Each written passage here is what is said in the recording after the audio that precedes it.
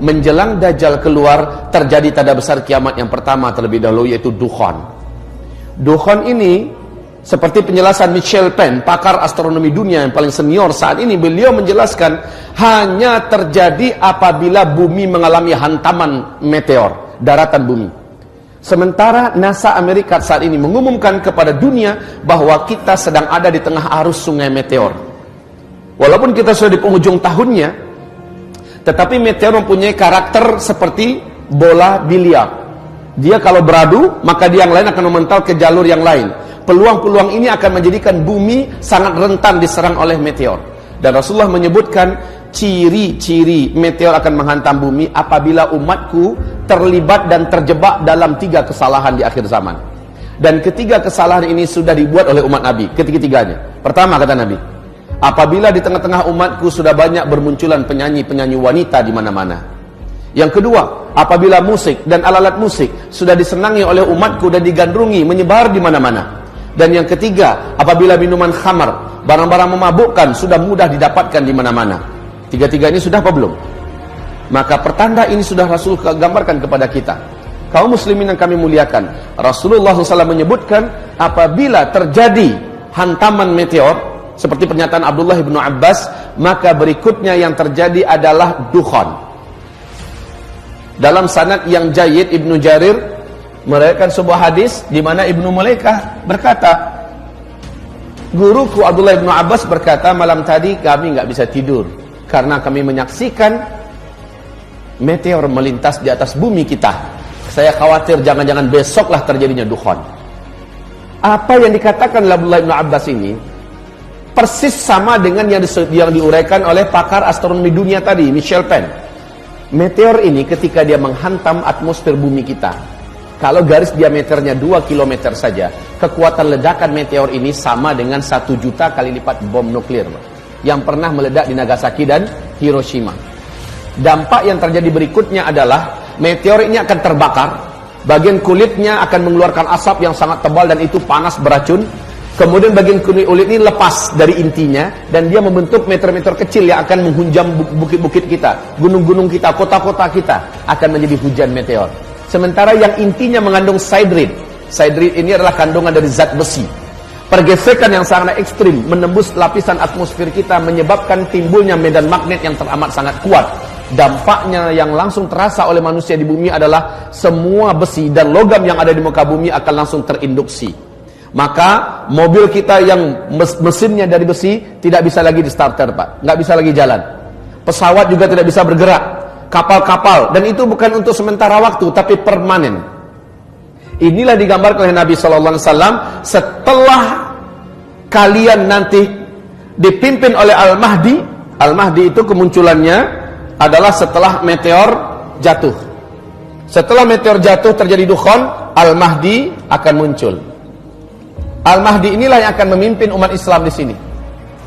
Nah, kaum muslimin yang kami muliakan, Rasul bersabda, saat Al-Mahdi nanti muncul, kalian sudah kembali seperti zaman sekarang. Tidak ada teknologi. Kalian akan berperang bersama Al-Mahdi menggunakan pedang, menggunakan tombak, menggunakan panah. Dan zaman-zaman itu adalah zaman jihad, kata Rasulullah. Zaman-zaman itu adalah zaman perang, di mana banyak para syuhada yang akan diambil oleh Allah ke langit. Banyak para lelaki yang bertumbangan sementara mereka adalah lelaki-lelaki terbaik di akhir zaman. Atau lelaki pecundang yang lari sementara kematian tidak akan pernah bisa dielakkannya. Kaum muslimin yang kami muliakan, zaman di mana kita hidup sekarang, kita akan dihadapkan kepada fenomena yang sangat berat ini. Taib, meteor ini jatuh, semua teknologi musnah. Ketika menghantam laut, kata Michel Penn, kekuatan ledakannya yang sama dengan 1 juta kali lipat bom nuklir itu menjadikan hadirnya tsunami setinggi 230 meter. Bila jatuhnya ke kutub utara atau kutub selatan, kutub itu akan meleleh. Maka permukaan air laut akan naik 7 meter lagi. Banyak sekali kota-kota besar di muka bumi yang dibangun di tepi pantai akan tenggelam, termasuk Jakarta, Chicago, New Zealand, dan kota-kota besar lainnya. Kemudian apabila jatuhnya di daratan, maka ini yang paling pas dengan terjadinya dukhon. Ini yang paling pas dengan terjadinya dukhon. Sebab apa? Ketika jatuhnya ke daratan, kekuatan ledakannya yang teramat dahsyat radius dari titik jatuhnya ke 100-200 km, seluruh makhluk hidup akan langsung menguap menjadi karbon. Kemudian bumi akan mengalami kecekungan yang sangat dalam, kemudian partikel-partikelnya membumbung ke langit dalam bentuk kabut, debu yang teramat sangat tebal lagi panas, dan inilah yang disebut dengan dukhan. Tebal, panas, gelombang kejut dari ledakan tadi menghasilkan kekuatan laju secepat 800 km per jam. Bayangkan kecepatannya. Maka partikel-partikel yang tebal tadi membumbung ke udara, menutupi langit dengan segera membungkus bumi.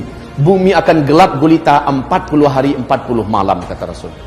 Bumi akan gelap gulita 40 hari 40 malam. Hamba-hamba Allah yang saya muliakan, bagaimana 40 hari 40 malam tanpa cahaya? Sahabat-sahabat bertanya kepada Rasulullah, "Ya Rasulullah, bagaimana cara kami menentukan waktu salat?" Nabi mengatakan, "Salat kalian kira-kirakan saja ketika itu." Siapapun yang berusaha melihat, walaupun telapak tangannya didekatkan ke wajah seperti ini, dia tidak akan mampu melihat apa-apa, gelap gulita. Setelah matahari kembali nampak, dukhan tersisi, ya, kita akan dikejutkan dengan pemandangan lain. Apa itu? Bumi akan diselimuti oleh debu yang sudah mengendap ke daratan, tebal di mana-mana. Bangkai-bangkai berserakan, bangkai-bangkai burung, bangkai kucing, bangkai anjing, binatang, dan banyak tanam-tanaman yang juga mati. Bayangkan 40 hari 40 malam nggak ada cahaya matahari, dan itu panas, Pak. Saking panasnya, kata Rasul, seluruh orang kafir di muka bumi ini melepuh kulit mereka. Jadi orang-orang kafir yang nggak sempat menyelamatkan diri, mereka akan melepuh seperti kita masuk open, Pak. Orang Islam yang banyak buat dosa sebelum itu terjadi, amalnya sedikit, imannya tipis, sama tersiksanya dengan orang kafir. Tapi orang beriman yang imannya bagus, ketika itu terjadi, amal solehnya sebelum itu banyak, dia akan selamat.